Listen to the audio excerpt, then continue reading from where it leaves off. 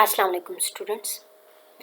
आज हमारा जो न्यू टॉपिक है वो है male reproductive system of rabbit, chapter reproduction, subject biology. Male reproductive system 3 चीज़ों पे कंसिस्ट होता है। Number 1 is pair of testis, second is associated ducts and third is glands. अगर हम टेस्टिस की बात करें तो टेस्टिस जो है एक स्किन बैग में कैद है जिसको हम स्क्रोटम कहते हैं। ये स्क्रोटम बॉडी से बिलो हैंग करता है या फिर बॉडी से बाहर हैंग होता है। ऐसा इसलिए होता है कि जो स्पर्म बनते हैं उनके लिए लो टेम्परेचर चाहिए as compared to body core temperature. Each testis जो होते हैं क्योंकि पैर में होते हैं सो हर एक टेस्टिस कॉइल ट्यूब्यूल पर मुश्तमिल होता है जिनको हम सेमिनिफेरस ट्यूब्यूल कहते हैं। जैसे कि आप इस पिक्चर में देख सकते हो, कॉइल्ड ट्यूब्यूल्स हैं जिनको हम सेमिनिफेरस ट्यूब्यूल्स कहते हैं। स्पर्म जो हैं इन ट्यूब्यूल्स के अंदर बनते हैं, इन जो कॉइल्ड ट्यूब्यूल्स हैं इनके अंदर बनते हैं। जैसे कि हमने स्पर्म बनने के प्रोसेस को स्पर्मेटोजेनेसिस कहा था, सो स्पर्मेटोजेनेसिस इन ट्यूब्यूल्स के अंदर होता है।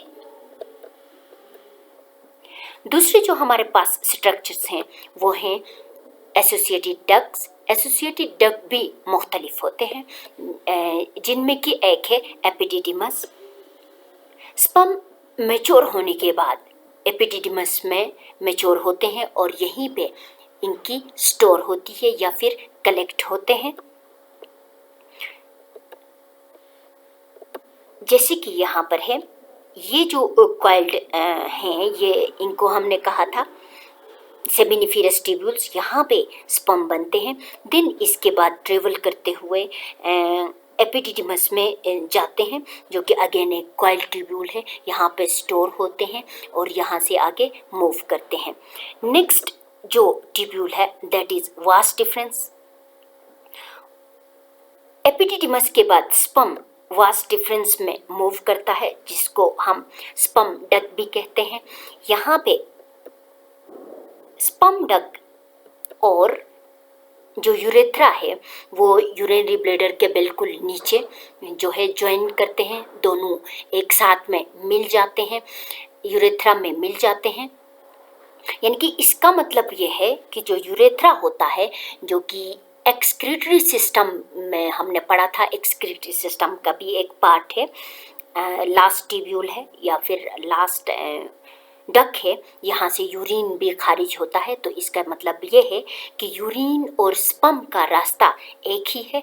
यहीं से यूरिन और स्पर्म जो है ट्रांसपोर्ट होते हैं या फिर एक्सक्रीट आउट होते हैं। सीमन क्या चीज़ है? अकेले स्पर्म कुछ नहीं होता, इसमें फ्लूइड की ज़रूरत होती है। इस फ्लूइड में न्यूट्रिएंट्स होती हैं जो कि स्पर्म को चाहिए होता है। फ्लूइड में 10% स्पर्म होते हैं और 90% फ्लूइड होता है। ये सीमन डिफरेंट ग्लैंड से सिक्रीट होता है जो कि यूरेथ्रा के रास्ते में जगह जगह पर ये इसके साथ मिल जाते हैं, अपने सिक्रीशंस को स्पर्म के साथ ऐड करते हैं। सीमन सिक्रीट करने जो करते हैं उनको हम ग्लैंड्स कहते हैं। डिफरेंट ग्लैंड्स इसके साथ सिक्रीट करते हैं। तो जो ग्लैंड्स हैं इनके बारे में पढ़ेंगे। सबसे पहला जो ग्लैंड है सेमिनल वेसिकल जो कि स्पर्म को न्यूट्रिशन प्रोवाइड करता है। इससे ऐसे सिक्रीशंस निकलती हैं जो स्पर्म के लिए न्यूट्रिशन प्रोवाइड करते हैं। दूसरा ग्लैंड है प्रोस्टेट ग्लैंड जो कि एसिडिटी को न्यूट्रलाइज करता है।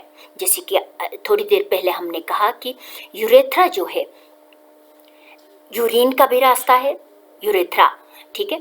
तो यूरिन जो है एसिडिटी होता है, तो इसका मतलब ये है कि जो यूरेथ्रा है वो एसिडिटी होता है और स्पर्म एसिडिटी में सरवाइव नहीं कर सकता, तो स्पर्म के रास्ते को साफ करता है प्रोस्टेटेड gland.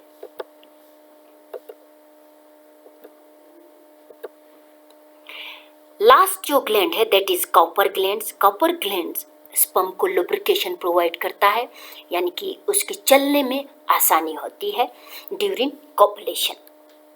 Thank you student, this is our last. Next video के साथ हाजिर होंगे। अल्लाह हाफिज।